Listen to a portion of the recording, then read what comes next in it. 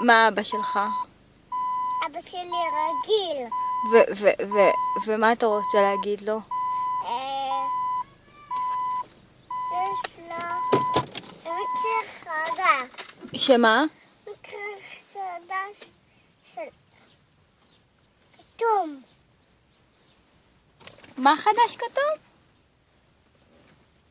הוא שמח, הוא קנה לו לאבא מקרה כתום. מקרר? לא, מיקסר. מיקסר כתום? כן, מי קנה מיקסר כתום? אבא, באמת? למי?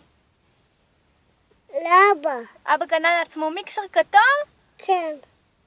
בשביל מה?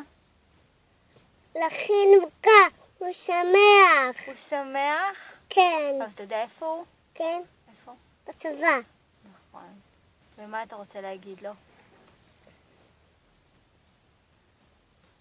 לשים כתר על הראש. נשים לו כתר על הראש? כן, כי הוא מלך? כן, כי הוא מלך שלנו והוא גיבור? כן. ומה אנחנו?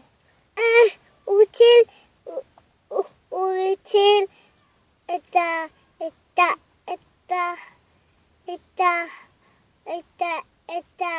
האדמה. את האדמה הוא הציל?